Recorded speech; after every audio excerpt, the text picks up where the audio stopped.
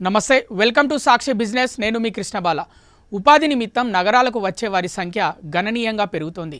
హైదరాబాద్, బెంగళూరు వంటి సిటీల్లో వేలాది మంది ఉద్యోగులు అద్దెకు ఉంటూ జీవనం సాగిస్తున్నారు. అలాంటి వారందరికీ కేంద్ర ప్రభుత్వం అదిరిపోయే గుడ్ న్యూస్ చెప్పింది.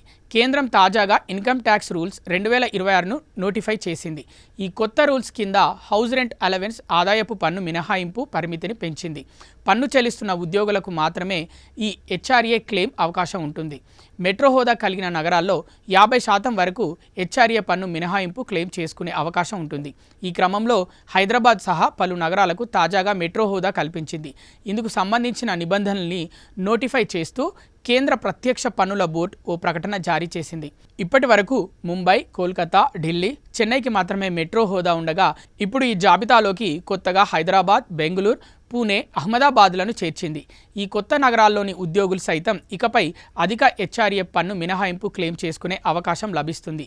ఈ మేరకు ట్యాక్స్ రూల్స్ 2026ను ఈ ఏప్రిల్ 1 నుంచి అమల్లోకి తీసుకొస్తున్నట్లు తెలిపింది. అంటే 2027 జూలై 31 లోపు ఫైల్ చేసే ఆదాయపు పన్ను రిటర్నుల్లో ఆయా నగరాల్లోని ఉద్యోగులు 50% హెచ్ఆర్ఏ పన్ను మినహాయింపు క్లెయిమ్ చేసుకునే అవకాశం ఉంటుంది.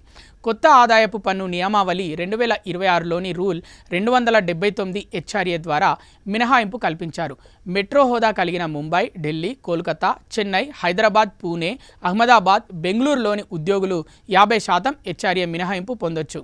ఇక నాన్ మెట్రో నగరాల్లోని ఉద్యోగులు 40% హెచ్ఆర్ఏ క్లెయిమ్ చేసుకోవచ్చు.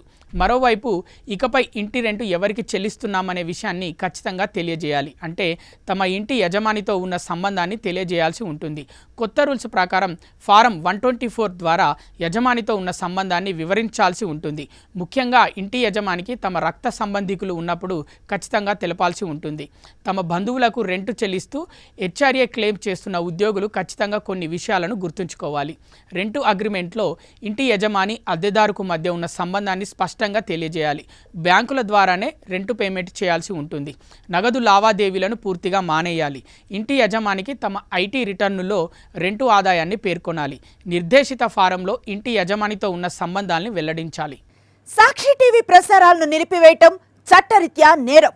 సాక్షి టీవీ ప్రసారాల కోసం మీ స్థానిక కేబుల్ ఆపరేటర్ను వెంటనే సంప్రదించండి. డిటిహెచ్లో, ఇంటర్నెట్లో కూడా సాక్షి టీవీ ప్రసారాలను వీక్షించవచ్చు.